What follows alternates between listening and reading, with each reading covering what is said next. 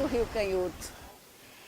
Águas tranquilas, de uma infância feliz, mas esse rio guarda na sua história, ao longo do seu tempo, enchentes. Segundo os relatos históricos, nós tivemos uma grande enchente em 1914. E em 1941, em 1969, da qual eu participei, fui sobrevivente, e também em 2010. A laje dos meus encantos, laje dos meus sonhos, laje cidade apaixonante, laje que tem um acervo histórico-cultural imensurável e que a sua história de tragédia não apaga a paixão, o amor que nós temos por essa cidade que, através das suas enchentes, ela nos dá, nos revigora a nossa fortaleza de sempre recomeçar, acreditar na vida, acreditar no futuro melhor, acreditar que ser feliz é o mais importante. Laje, minha paixão. São José da Laje, município encravado na zona da Mata Alagoana, entre as serras. Mas entre as serras lindas, verdes, de águas mansas, no dia 14 de março de 1969, ocorreu aqui, nessas águas mansas, a maior tragédia da história da cidade. Venha acompanhar conosco, no jornal Tribuna Independente e no portal Tribuna Hoje, essa história. As pessoas, as testemunhas dessa tragédia, estarão aqui para contar o que viram naquele dia 14 de março de 1969, 50 anos depois. Naquela época, em 1969, eu ia cursar a 4ª série de ginásio. E a 4ª série de ginásio, naquela época, assim, era o máximo, era o top, que você chegava ao top daquilo que tinha na cidade, em termos de educação. Eu fui para a aula, assisti exatamente uma aula do professor Aquilino, que morreu, que até a Angélica fala, no depoimento dela, o professor Aquilino, assisti uma aula dele. Ele, inclusive, uma coisa que me marcou muito, aliás, diante de tantas coisas que me marcaram, uma que me marcou foi quando ele chegou, não deu tempo de terminar a aula, e ele disse, teve um amigo meu, um colega meu dessa matéria, perguntou a ele, professor, vai terminar na próxima aula? Ele disse, se a gente estiver vivo. E no outro dia ele faleceu. Quer dizer, foi uma coisa assim que ficou marcada, dentre várias, inúmeras, centenas de coisas que ficaram marcadas, entendeu? Eu prontamente saí, quando saímos do ginásio, descemos e estava chovendo, as pessoas começam a dizer que choveu muito. Não, de maneira nenhuma. Estava chovendo normalmente. Bem, eu estava com 17 anos, com a filha de 8 meses, e que me deixou marcas profundas, né? Perdi naquele período um irmão, após 15 dias da cheia, e a gente não tinha nenhum lugar para colocar, nem fazer o próprio caixão, quando naquele tempo se dizia caixão funerário, aquela urna, porque era um senhor que fazia, e isso foi feito na rua, aqui, nessa rua do Pontilhão, que meu pai conseguiu uma casa. E deixou marcas profundas, porque foi um dia de terror na nossa vida, na minha família e na vida de tantas pessoas que estavam assim ao nosso lado, junto de nós, ao lado do rio. Todo mundo que moravam na beira do rio sofreu perdas muito grandes, muito. O meu pai e minha mãe foi assim, um sofrimento muito grande, porque as águas começavam a levá-lo, junto com meu irmão, que eu tinha um irmão paralítico, ele era muito forte, e ele não conseguia colocar ele nos braços e tirar. Então, e você imagine um pai agarrado no filho, as águas levando, e ele dizendo, pai, as cobras estão me mordendo. E o papai olhava e não via, porque o volume de água era muito grande e você não via. né? E escura. E a minha mãe, quando começou a chegar na água na casa dela, então ela pegou as minhas irmãs e colocou, veio para minha casa, que era ali em frente à estação. Eu tinha uma casa ali, que era minha, e ela trouxe as minhas irmãs nessa hora. E ficou e voltou chorando, porque sabia que tinha mais um filho ali sofrendo e meu pai sem poder ter condições de tirar. Foi preciso que na hora que ele estava saindo com ele, um senhor estava em cima de um poste desses de energia e pediu: meu senhor, por favor, desça para me ajudar a pegar meu filho, que ele é paralítico e ele tinha um problema mental, porque ele teve meningite e logo após a meningite ele teve paralisia infantil. E naquele tempo nós não tínhamos vacina. E foi isso que meu pai passou, então perdeu loja, a nossa casa, que como era à beira do rio, imagine como ficou.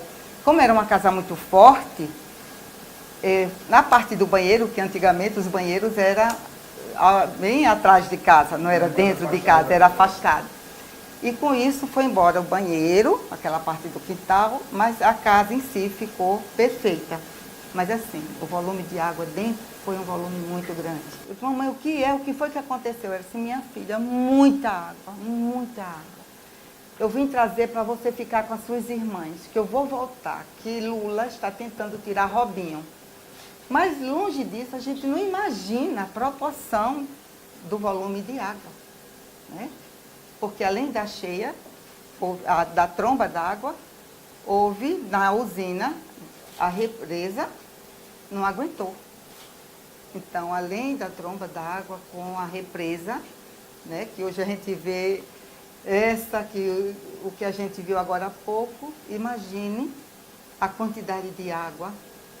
Então, ela disse: minha filha está chegando. Aí, nessas alturas, a luz faltou, os postes caindo muito, e eu só fui pegar a minha filha uma bolsa de roupinhas dela e pegar minhas irmãs. Na hora que eu fiz isso, eu já saí com água nas pernas. E minha mãe ficou lutando com a minha irmã, que eu tinha uma irmã com síndrome de Down. Ela não queria colocar já os pés na água. E eu não fechei nem a porta da minha casa e deixei, lembro como hoje, um candeeirinho em cima do centro. E eu disse: meu Deus, vai incendiar. Repare, a cabeça, a mentalidade da gente como é que estava. E eu correndo, e a mamãe: filha, vá para a estação. E nós, quando chegamos na estação, já tinha muita gente já nua, porque as águas já tinham ido embora. As que conseguiram. E nessa minha casa, foi umas 4 a 6 pessoas que subiram no telhado da minha casa e salvaram em cima dela. Então acabou tudo, né? Geladeira, a minha roupa, você não via o que era roupa, você só via o que era lama. Porque ninguém era assim, era aquela loucura, só a preocupação dos mortos, né? Que não passava por essa rua aqui, que uma coisa que me marcou muito era as carroças de gente mortas. Não era nenhuma nem duas. Eram muitas. A imagem ficou muito forte. Quando chove, quando começa, a gente já fica com a respiração. Eu digo: meu José, que eu tenho uma devoção muito grande com o meu São José. Meu José, toma conta da tua cidade, meu José, toma conta do teu povo, porque o que nós passamos, espero que nunca mais ninguém passe nessa cidade. Então, quando eu desci com os amigos meus, a gente foi para o leilão, na festa, que era a festa de São José, né, no dia 13, não foi dia 14, dia 13, quando nós descemos. A enchente foi às 2 horas da manhã, mais ou menos, do dia 14. Mas isso, antes, os relatos que tem no dia 13, que eu estou dizendo aqui. Então eu desci, tudo bem, mas como estava chovendo muito, não tinha naquela vontade de ficar na festa. E eu fui para casa também. E quando foi mais ou menos umas 2h, 2h30 da manhã, minha mãe me acordou, dizendo que o rio estava cheio, estava dando enchente. Tinha um serviço de som lá, municipal. O cara estava anunciando e disse, eu vou parar de anunciar porque a água já está chegando aqui. Foi que eu me toquei que a coisa a água era demais, porque chegar naquele local a água era porque a enchente era um absurdo, né? Eu estava na festa, cheguei da festa 1h da manhã. Só fui trocar de roupa para me deitar. Quando eu estava dormindo, o meu cunhado Juca, José de Oliveira Batista, mais conhecido como Juca, aqui bateu na porta da minha casa. Seu Enés, que era o nome do meu pai, Enés Marinho. Tio, aí o que é, Juca? É a cheia que vai desforçar, que vai acabar com tudo, vamos sair daqui. Meu pai nunca queria sair, acontecia cheia, ele nunca saía daquela rua. Porque ele dizia que a água nunca batia ali. Aí ele disse, não tem, né? Dessa vez vai ter que sair tudo. Aí mamãe foi pegar uma joia dela, eu fui pegar uma joia minha e botei no saco e botei as coisas em cima do guarda-roupa. E ela também, e a gente saiu. Quando a gente saiu na porta, tinha uma vizinha na frente que estava de porta fechada, não estava sabendo. Aí eu atravessei a rua, meu filho, com uma água no meio da perna, e eu levando queda, uma queda por cima da outra, criança com as pernas todas arrancadas, porque fui chamar a vizinha. Quando eu chamei ela, o nome dela é Edith Araújo. Quando eu chamei ela abriu a porta, só devendo de sair ela e o Jocínio, uma moça e um rapaz que ela tinha. Só ela era viúva, só devendo de sair eles três, a água invadiu a casa dela. Aí eu, nesse saído para ir salvar o povo, para abrir as portas do povo, para chamar o povo, levei muita queda, arranhei minhas pernas. Era móvel descendo, era cadeira, era mesa, era tudo passando. Aí um galho de mato bem grande me pegou. Aí ele me levando, me arrastando. Aí meu pai gritou, me pegou com toda a força, deu um chute no galho de mato, né? O galho de mato separou de mim, ele me pegou, naquele tempo ele com saúde, com vigor, né? Me levantou, aí me botou em pé, aí a gente arrodeou pelaquela casa e saímos pelo portão das portas.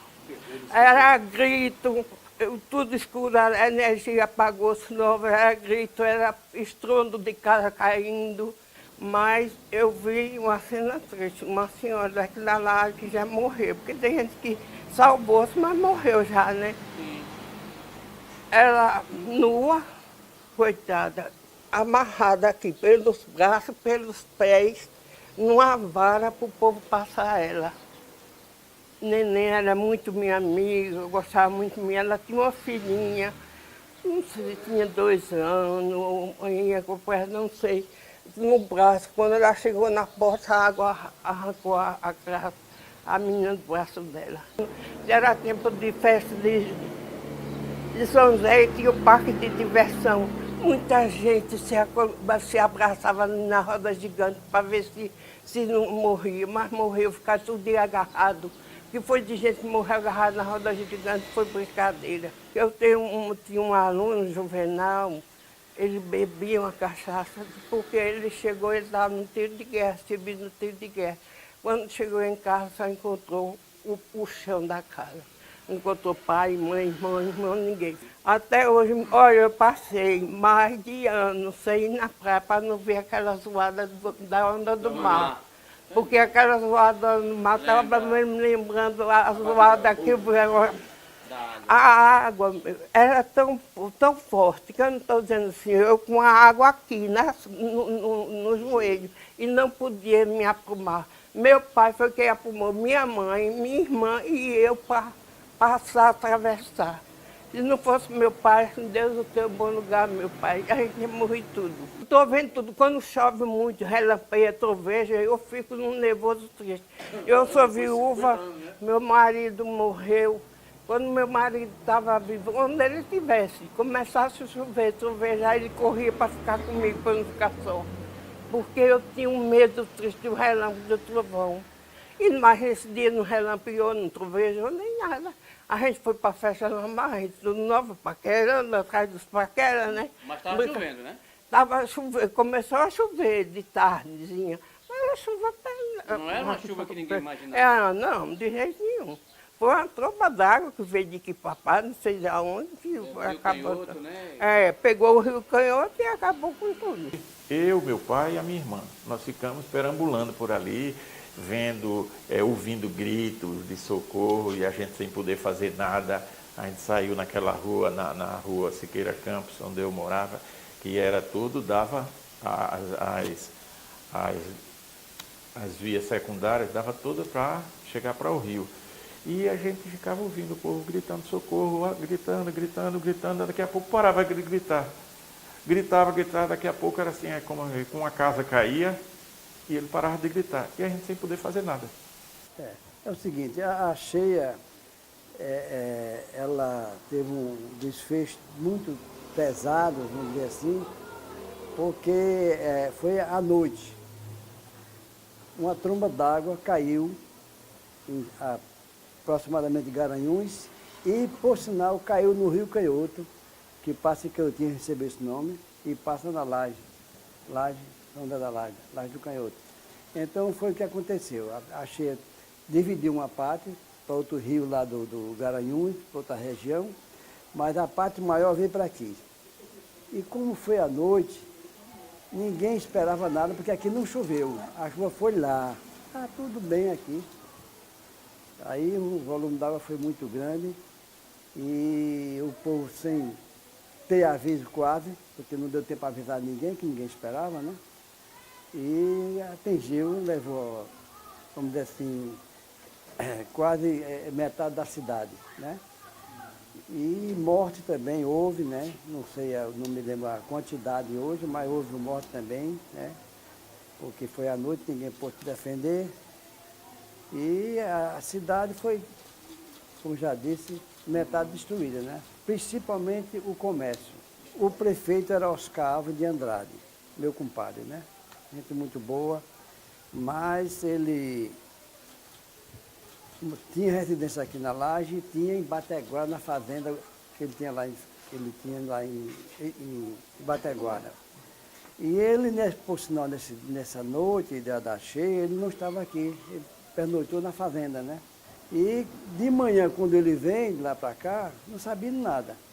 Porque quando chegou ali no alto, ali chama micro-ondas, onde tem aquela torre ali, que ele olhou de lá, viu a cidade cá embaixo, destruída.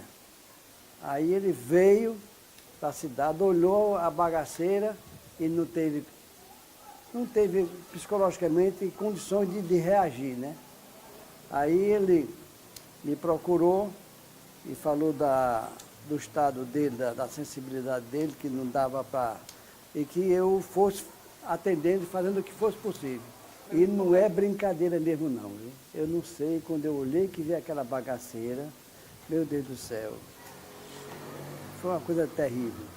Daí então, o que foi que fiz? O prefeito também não me passou o mandato.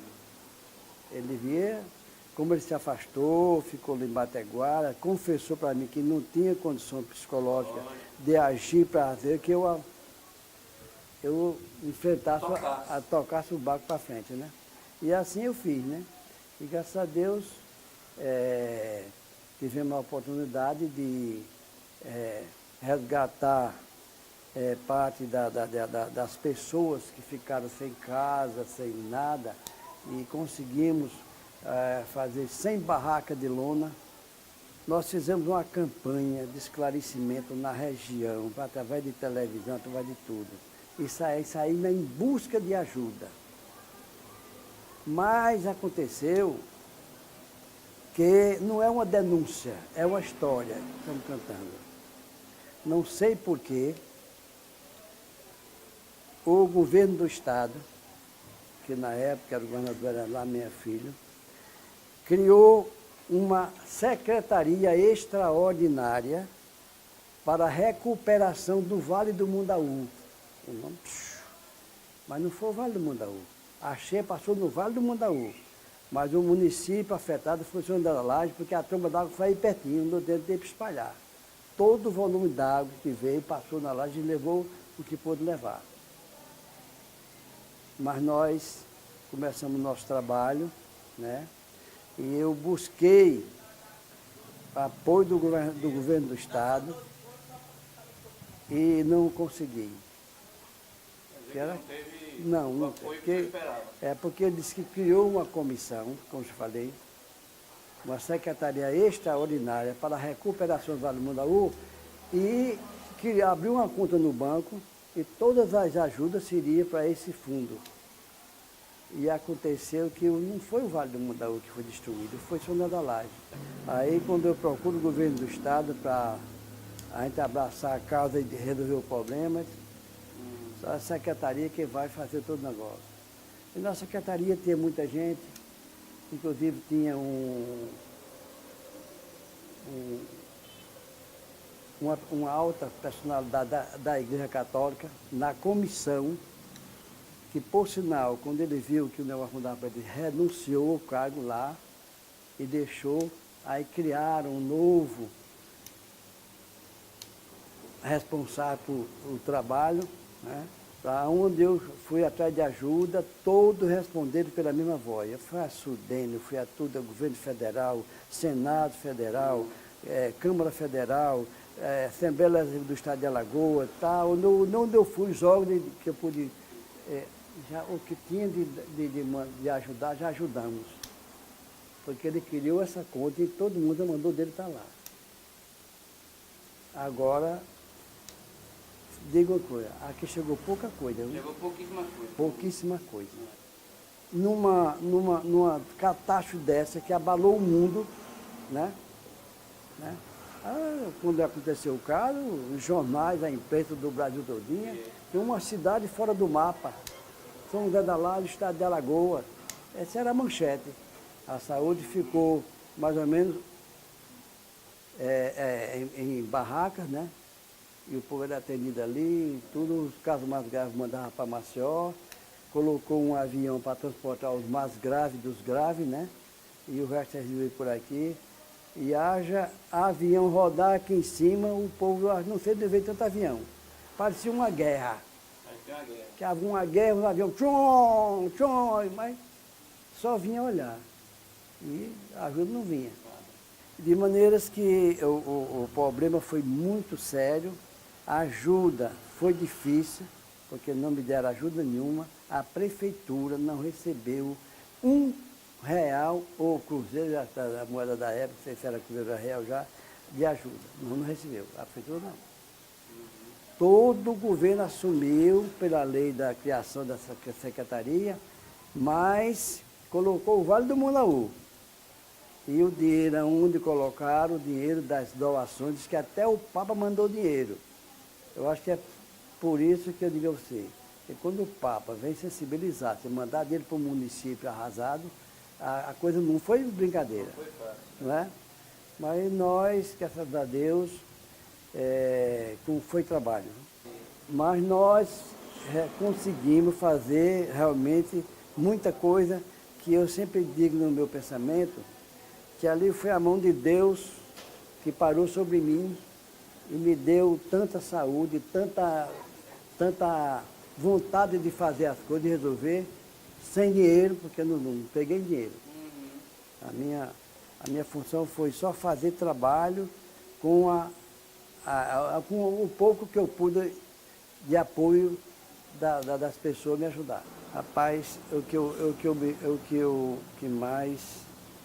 as coisas que mais me tocou foi quando o dia amanheceu, que a cheia maneirou um pouquinho, que deu para a gente se aproximar um pouco para olhar a bagaceira. Foi triste demais. O que é que o senhor viu? O comércio destruído, que o comércio é a mola principal do município, em termos de arrecadação, em termos de tudo, né? E daí então passa a recolher os mortos, os caminhões carregando com as grades das caminhão abertas e os copos cheios de lama jogando em cima. e fizeram uma vala no cemitério enorme. E ali só despejar um em cima do outro e cobrir. Muita gente. Muito triste. Não, a avaliação é que morreu mais de 1000 pessoas.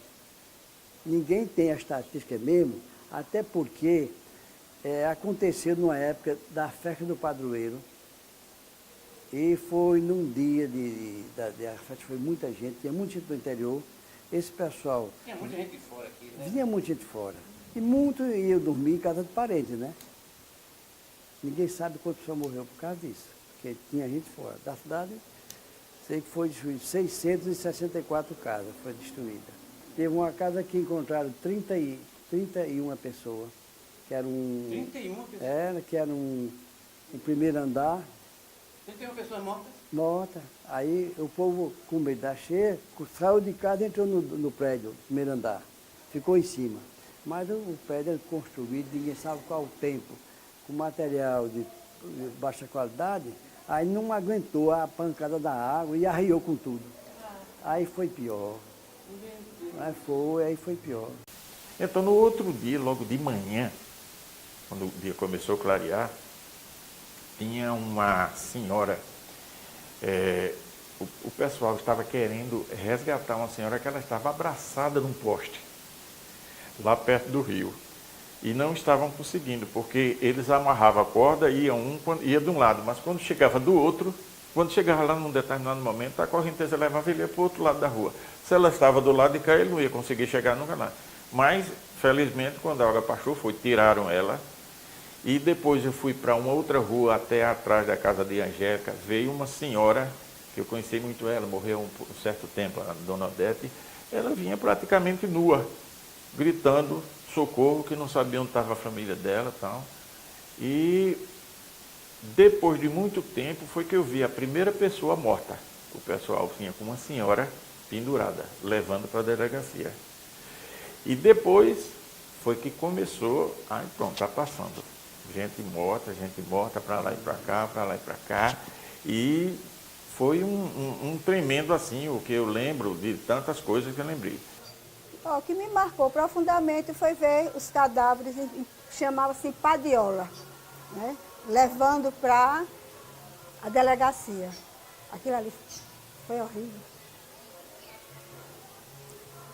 Mexeu muito, achei mexe muito. A gente não esquece, é um trauma, né, que não se esquece de maneira nenhuma. A gente fica com trauma de chuva, com trauma de água, né? Porque eu mesma fiquei, eu não entro em um rio, eu não entro numa piscina, eu não vou em um mar, não. Quer dizer que marca, deixa sequelas. Né? É muito forte. Até hoje, né? Até hoje. Quase 50 anos depois, mas... Não se deixa de falar na cheia sem se emocionar. De tantas pessoas, de tantos amigos, porque em frente da minha casa, os vizinhos que moravam de frente a mim morreram quase todos. Né? Então foi uma situação muito difícil mesmo. Mas, quando dizer assim, vem cheia, quem quiser ficar, fica, eu estou fora. Eu saio, eu digo, eu amo todo mundo, mas para morrer junto assim, eu não quero não, dentro d'água eu não quero, vamos embora. O maior impacto que eu tive foi no período da tarde, porque a rua que nós íamos, todos os estudantes iam para o ginásio, então era uma rua, casa de um lado, casa do outro, tal, até chegar no ginásio. Eu, com a cabeça baixa, olhando para o rio, que ainda tinha muita água, mas eu já ia olhando para o outro lado, tal, que destruição, que coisa. Quando eu levanto a cabeça, então eu não vi mais a rua, que nós passávamos muito para lá. Eu não vi a rua. Aí foi que eu comecei a entender a coisa. Quando eu depois assisti aquele filme, o dia seguinte, foi que eu dei uma comparada, mais ou menos daquele jeito. Então, quando eu vi uma rua, um lado da rua, toda a rua, com casa de um lado, ainda tinha, mas do outro lado eu não tinha, era um outro rio. Ele arrancou as casas. Tá? E fez um outro rio. Porque, na realidade, essa água caiu, uma tromba d'água que caiu em Canhotinho, Pernambuco. Então, a água começou a vir, despejando no rio Canhoto, né? E represou na usina. Então, o que eu disser aqui a vocês é tudo histórias que a gente ouve, porque, na realidade, eu não citei, mas no dia da enchente eu estava em Recife. Quando eu soube da notícia, eu estava com outra família, as filhas de uma senhora que era vizinha da gente, e eu tinha ido para lá para trabalhar, estudar e trabalhar, né? Mas aí, quando de repente chega essa notícia, foi quando essa moça que eu estava com ela lá, né, até na República Universitária que tinha no Recife, ela conseguiu ligar para a Gazeta de Alagoas. Quando ligou, a ansiedade dela era saber notícia da família, né? Então ela disse, Olindina, eu quero saber notícia de Olindina, mais conhecida por Dina. Então ele disse, Olindina, mais conhecida por Dina. Ela, sim, ele disse, está tudo bem, estão na casa de outra família. Aí eu disse, deixa eu saber da minha família. Eu peguei o telefone e disse, Josefa Pinheiro e família. Se até agora ninguém dá notícia. Isso umas 11 horas da manhã do dia seguinte, né? Então, procurei saber, não entrava ônibus, não entrava, não tinha carro, não chegava de ônibus, estava totalmente interditada a laje. Aí eu fui para a Marinha, que o Dida, meu irmão, estava prestando serviço à Marinha, né? Aí lá avisei a ele. O chefe dele lá, ele pediu para ir para a laje, tentava ir para a laje, né? Ele disse, não, rapaz, às vezes é conversa, vá assistir um filme, vá descansar. Ele disse, pois não, comandante. Aí se mandou, né? E tinha outros estudantes, eu sei que eles conseguiram, vieram pegando carona até Colônia Leopoldina. E de Colônia Leopoldina conseguiram chegar aqui, né? Não deixou eu vir, porque vinha de carona, não sabia o que ia enfrentar. Aí tu sabe, irmão, como é, né? Cuidado com a irmã também, aí não deixou eu vir. E eu fiquei nessa aflição. Mas aí, 2 dias depois, consegui uma carona com um ônibus da turma de arquitetura da Universidade Federal de Pernambuco. Aí vim com eles. Na madrugada da catástrofe, né, da enchente, estava minha mãe acordada, minha irmã, meu cunhado, porque o meu sobrinho, que hoje está com 50 anos, estava com 11 meses e estava tomando soro de 10 em 10 minutos. E ela tem uma saída por trás da casa. Então, dizem, vamos sair, porque já sai na rua São Pedro, já sai na rua da linha ali, já é um lado mais alto, né? Mas quando chegaram, meu pai tinha botado um portão atrás, muito forte, de madeira. Aí o pessoal, ela chamou, ouviu os gritos de uma família na frente de casa, que chamavam até ele de 40, que eles ajudavam no tiro de guerra, e se viu com o número 40 e ficou 40 para o resto da vida. Então ele trouxe 2 senhoras, saíram lá por casa. Quando chegaram atrás no portão, tinha um cadeado enorme, ninguém tinha lembrado de chave, nem dava mais para voltar. E a água represando, o povo gritando, e cadê o portão? Ninguém. Aí começaram a gritar, pedindo que gente que estava no outro lado que empurrasse o portão. Mas aí, esse rapaz me botou para chorar e se ajoelhou, e meu cunhado, seja homem, vamos derrubar esse portão. Eu sei que conseguiram derrubar o portão. Quando saíram do portão, como daqui aí nesse calçamento, essa parte no meio, aí o muro desabou de lá de casa. Deu 1,5 metro dentro de casa. Também é a parte mais alta, né? Deu 1,5 metro de água. E esse tipo de salvamento que foi feito pelo Zé Bernardo, por esse Ailton, que morreu esse pessoal todinho, uma pessoa que tem um poste bem em frente de casa. Então essa pessoa que vinha batendo e tudo, ela segurou no poste. Quando segurou no poste, estirou mais a mão e viu que estava lá em frente de casa. Não tinha nem aquela grade, ele viu o muro. Aí ele se segurou no portão. Aí conseguiu entrar. Mas aí quando ele entrou, já vem gente gritando, ele sai novamente. Aí pegou outra pessoa e saiu se segurando. Ele forçou uma janela lá de casa e começou a botar o povo dentro de casa e mandava subir. Porque sabia que tinha primeiro andar. Isso tudo no escuro, mas conseguiram. Salvou também, parece que 12 ou foi 13 pessoas também lá em casa desse jeito. Aí pronto, quando eu cheguei aqui, me deparo com esse horror. Aí já uns 3 ou 4 dias, né? Os cadáveres já em estado de putrefação, lá em frente de casa, você não sabia, era geladeira, era fogão, era gente, aquela bagaceira, por onde a água passou, que saiu deixando tanto, que muitos não fizeram. O que estava superficialmente, né, como geladeira, fogão, gente, claro, ia enterrar, mas não resolveram não mexer, porque já passava dias, né? E ia ser até constrangedor, né, para as famílias mesmo ver os cadáveres já. Quem perdeu já sabia que tinha perdido mesmo. Agora hoje, depois que a gente ouve relatos de um, de A, de B, de C e tudo mais, ouvindo a história de cada um, né? Que eu acho que alguém já devia ter tido a ideia de escrever, porque daqui a pouco não tem quem conte mais, né? Mas a gente fica pensando como é o porquê, sabe, de acontecer um negócio desse. Tá assim, todo mundo, festa do padroeiro, de madrugada, chovendo. Dizem, daí eu não tenho certeza, né? Que o chefe da estação da usina Serra Grande, quando viu a água represando lá, ligou para da estação daqui e disse que a água estava se acumulando, né? Lá na usina, que estava vendo a hora se romper mesmo, que estava muita chuva. Aí ele foi em casa, que ficava na margem do rio, ali no lado da igreja, no lado de lá do rio. Foi em casa para ver se era verdade mesmo, que tinha tanta água no rio. Só deu tempo ele tirar a família, não deu tempo para avisar mais ninguém. Tem um professor, aquele também, que morreu, porque esse, quando a filha escapuliu, ele foi atrás para ver se... E esse faleceu também na enchente. Para se ter uma ideia do que aconteceu naquele dia 14 de março de 1969, esta casa aqui, construída no estilo greco-romana, uma das mais pomposas casas aqui de São José da Laje, ela chegou a ter mais de 1,5 metro de água. Isso porque o nível aqui na casa onde ela foi construída está um pouco acima das casas que foram destruídas naquela enchente de 1969. Já disse a várias pessoas lá e continuo, até morrer eu vou dizer, que a catástrofe maior não foi da enchente. A catástrofe maior foi depois da enchente.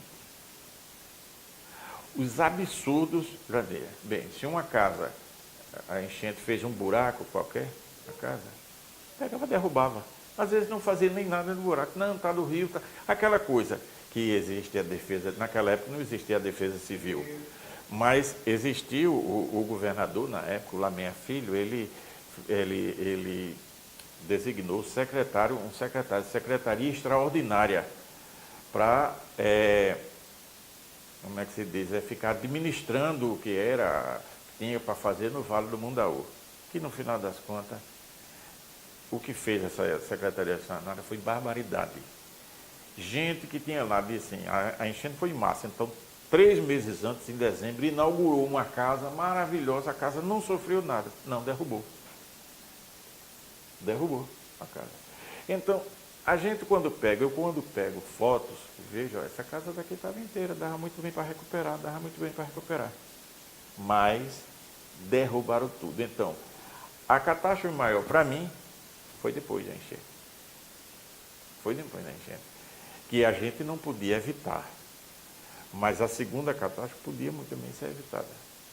Eu estava aqui relembrando, e eu fui passando, esse rio de águas tranquilas, de pedras, me lembra a minha infância, onde nós brincávamos de boneca, brincávamos de cozinhado, e um rio tão manso, né? Mas em 69 ele trouxe para a gente, né, uma tragédia imensurável, porque nós fomos... Ele não só levou os bens materiais, mas ele levou a coisa mais importante, os amigos, as lembranças, as nossas referências, as referências de uma infância feliz, de um povo hospitaleiro, de amigos que, para sempre, eles permanecem em nossos corações, mas não existe mais fisicamente.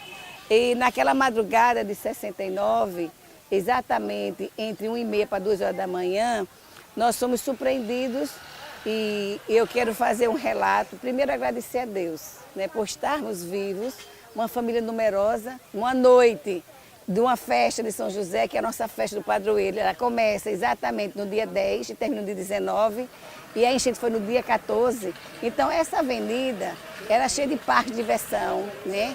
E muita festa de rua, tinha muita gente de fora também. E é uma festa assim que ela tem muita força cultural em nossa cidade.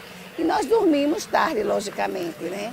E na madrugada... Mas chovia antes? Chovia. Foi bastante chuva. Foi um dia assim, aquele prenúncio de que alguma coisa ia acontecer. Porque o céu estava muito escuro, muito denso, as nuvens, relâmpagos, trovões. E foi uma coisa assim que nós dormimos, né? E fomos surpreendidos por essa enchente. Pra você ter ideia, quando o seu Farias chamou o papai, papai conseguiu tirar os 10 filhos e entrando nos quartos e colocando no quarto principal, que era o quarto do papai e da mamãe. E nós, quando vimos, a água já estava invadindo a nossa casa. Saímos em direção àquela casa 58, do nosso compadre e amigo Belo. Quando chegamos lá, exatamente, quando nós passamos aqui na rua, nós já passamos com a água no joelho. Os brinquedos da festa já estavam sendo arrastados pela água. Ainda tinha energia. E quando nós chegamos na casa do Belo, a casa nossa, o muro foi invadido pela água, quebrou. Com essa imagem eu tenho vivo, eu estava exatamente naquela janela, quando eu vi a água, uma onda de água engolindo, pode-se dizer. Você viu? Nós vimos essa cena. Isso ficou, né? Isso ficou marcado. Aí a água invadiu a casa 58 do nosso compadre e tivemos que sair por trás dela, que tinha acesso a outra... Saiu por trás, então, da casa Exatamente, lá para a que praça. ia se abrigar, né? Exatamente. Então nós conseguimos chegar lá na outra praça. Quando nós chegamos na praça, ainda ouvimos o Manuel Alemão anunciando. O padre Braz começou a bater o sino para alertar a cidade, mas foi assim, um momento muito rápido e que poucas pessoas tiveram o privilégio, né, de ser salvo, por conta justamente disso. O Manuel Alemão ainda anunciou umas 3 vezes. Aí naquele momento faltaram todas as energias, a energia. E uma cena assim que a gente tem assim muito forte é que ao faltar energia, aí aumentou o desespero, os gritos eram muito grandes, porque as pessoas ficaram desnorteadas, desorientadas, gritando pelo pai, pela mãe. Muitas pessoas sem roupa, porque saíram do jeito que estavam dentro de casa. Aí nós chegamos justamente na outra praça, Clarice Valença, rumo ao cemitério, quando fomos acolhidos por outra alma boa, o seu Benedito da padaria. A casa dele, ele acolheu 50 pessoas e nós ficamos em um quarto com 13 pessoas, papai, mamãe, os 10 filhos e uma prima nossa. Então, é uma coisa assim também de gratidão que nós temos pelo seu Benedito da padaria, que nos acolheu nesse momento de tanta tragédia. Agora, uma coisa assim muito marcante, sabe, Wellington, é o seguinte, é que a cheia da laje é uma coisa assim, tão impactante, que 50 anos está fazendo agora no dia 14 de março e ela se mantém muito viva nos nossos corações, né? E é um misto de tristeza, é um misto de saudade daqueles que foram, né? E de tudo que nós vivemos de bom, de feliz na nossa cidade. Olha, se diz, né, que a enchente de 69 foi a maior catástrofe que o Brasil já viveu em perdas humanas, Há relatos entre 1.000 a 1.200 pessoas e alguém já falou até 1.800. Nós não temos ainda esse dado oficial, né? Mas é uma perda que está nessa faixa de 1.200 pessoas. Oficialmente, se eu não estou, a memória não me falha, oficialmente foram que a Secretaria Extraordinária, né, que digamos hoje seria o equivalente à Defesa Civil, eles registraram 1.256 mortos, registrados. Mas acredito eu que não foi só isso, porque só foi o registrado. Foi os dados oficiais. O oficioso foi muito mais de 2.000. Eu acredito que seja, dobramos, vamos colocar mais 1.000 pessoas. Eu digo sem medo de errar, 1.000 pessoas, sem medo de errar. 2.500 pessoas está de bom tamanho. Porque chegou a um ponto, Elton, que com 4, 5 dias, assim, o pessoal ainda estava, as máquinas ainda estavam cavando, aí quando cavava aquilo, levantava, aí tinha, às vezes vinha 2, 3 corpos. Tudo bem. Então, já em estado de putrefação, como é que se diz, o mau cheiro, e o mau cheiro tomou conta da cidade toda. Só que, quando chegaram 10 dias, 15 dias depois, eles não faziam mais isso. Então, quando chegava, que levantava, que tinha alguma coisa, pegava, enterrava, deixava por ali mesmo. Não tinha mais condições, entendeu? Então, eu acredito que o número que foram 1.256, tudo bem, o oficial, mas teve muito mais. Muito mais. Se você colocar o número oficial, aí vê assim, de 69 para cá, antes não, porque antes também já não tem, mas de 69 para cá, qual foi a tragédia que teve no Brasil que morreu, vamos dizer, pelo oficial, de 1.256 pessoas? Eu não lembro se tem. Não lembro, realmente não lembro. Se você que é um jornalista pesquisar, pode até ser, mas eu não lembro não, de maneira alguma. Então, acredito que essa foi a maior que teve no país. Eu saí as carreiras, me livrei. Você morava onde? Eu morava aqui, Ave Maria, eu morava lá num beco que tinha ali, era um beco, mas as máquinas já desmancharam tudo, né? Era um beco que eu morava lá. Agora, minha casa mesmo era aqui na passagem. A Cheia levou ela fechadinha. Se eu estivesse dentro, na hora que a Cheia chegou, eu tinha ido embora. Não tinha me levado, não. Era pertinho do rio, bem pertinho. O rio, quando enchia, a água batava dentro do quintal. É bastante clichê.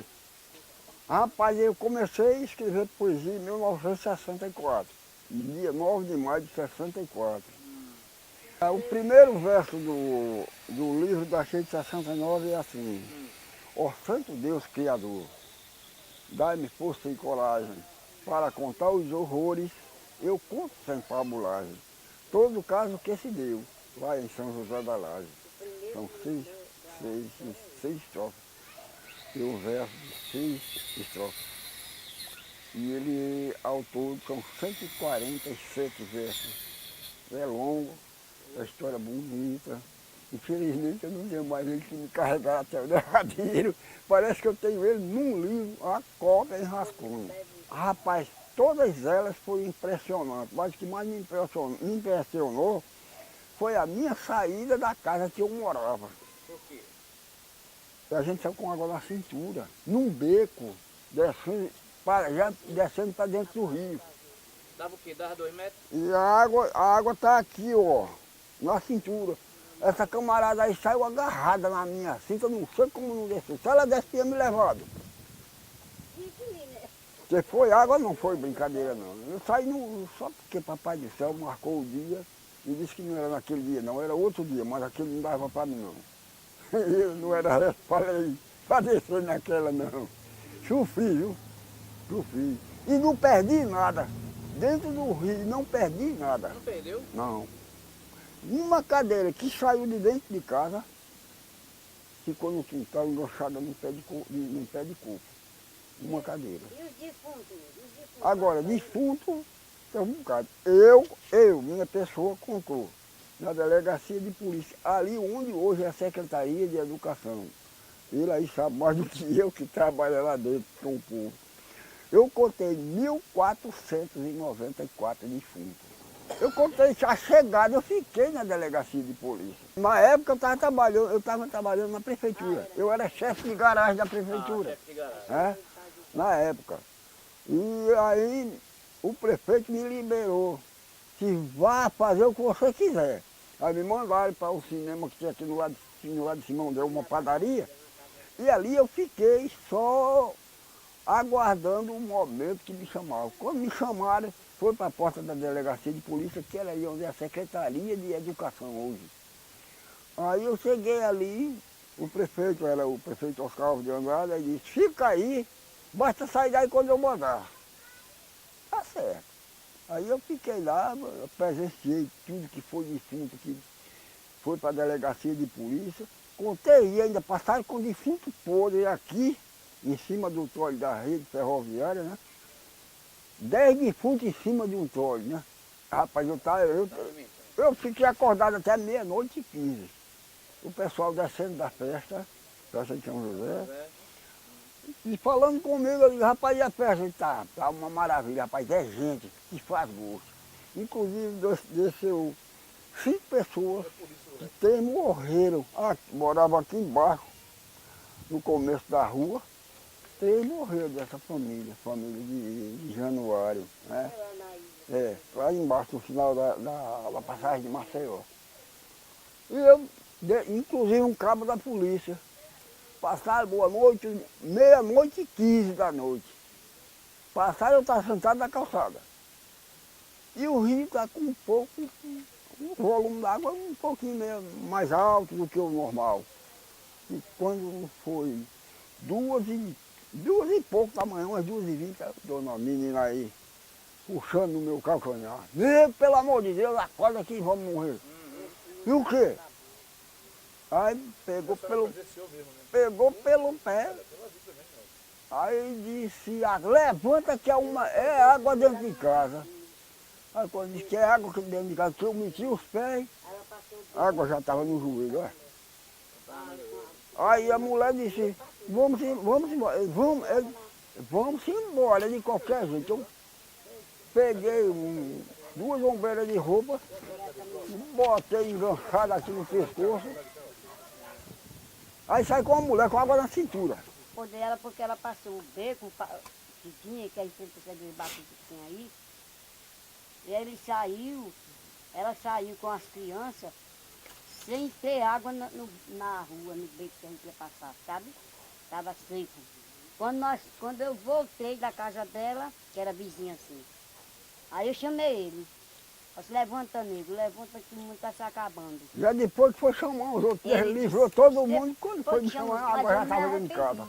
Porque ela passou o beco sem água, e nós passamos com água na cintura. E ela com 10 crianças. É um vagabundo, sem vergonha aí. Como é que ia ser, né? Ela não conseguia passar. Eu quase venci, aí lá vinha um homem descendo, pedindo socorro, ainda pegou, quando eu cheguei na igreja Batista, no posto que tem na calçada, só se salvemos ali. Aí passou um homem pedindo socorro, passou a mão assim na minha mão ainda. Quase que ele me levava, quase que ele me levava. Um homem que, um hora estava com as pernas para cima, outra hora era a cabeça. Era triste. Eu quero morrer. Esse morreu por certo. certo. O Aldemar, meu cunhado, que veio da Paraíba visitar a sua mãe naquela noite homicida. Se não fossem os banheiros, ele tinha perdido a vida. Ó Santo Deus Criador, dá-me força e coragem para contar os horrores, eu conto sem fabulagem. Todo caso que se deu lá em São José da Laje. No dia 3 da tardinha começou a chuviscar no Vale do Rio Canhoto, isso eu posso provar. Porém ninguém sabia que a laje nesse dia podia se acabar. No dia 14 de março do ano 69 desceu uma cena dramática que a todo mundo comove. E lá por cima da ponte desceu até automóvel. Agora aí eu parei que eu não decorei mais nada.